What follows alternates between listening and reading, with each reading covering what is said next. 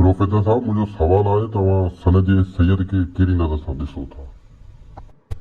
साईं मोहतरम, जीएम सैयद खे मां सचो, करो, ईमानदार, बाइखलाक, नज़रियाती, बाकिरदार, शरीफ़ तरीन सियासतदान वारी नज़र सां ॾिसां थो। सियासतदान शरीफ़ न थींदा आहिनि, पर जीएम सैयद शरीफ़ माण्हू हो। हू अमली सियासत में फिट ई न पियो अचे। हू निज नज़रियाती सियासतदान हो।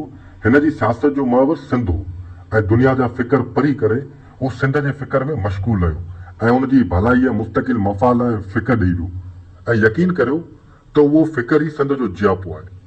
साईं खे बदकिस्मती तां सुठा तारीख़दार, तशरीह कंदड़ वग़ैरह न मिलिया, जंहिं करे साईं ते उन मयार जो नाहे लिखियो वियो। पर हिकु चङाई थी सिंध सां। साईं खे आरिसर जहिड़ो ज़बरदस्त कारकुन मिलियो, जंहिंजी कलम में रसल ऐं फेनियन वारी फुर्ती हुई। साईं जा हमअसर सभु सियासतदान गफ़ार खान खां सवाइ सभु जो सभु दागदार, बदकिरदार, सवालिया, शकी ऐं अमली तौर मुनाफ़िक हुआ। जंहिं करे थोरे घणी हर सियासतदान ते असांजो नसल थुक लानत कंदो रहे थो। मिसाल, मरूम भुट्टे खे हिन ॿोॾ में केतिरियूं आम माण्हुनि गारियूं ॾिनियूं, या ॿियनि खे अदबी ऐं स्टडी सर्कल में केतिरियूं गारियूं मिलनि थियूं।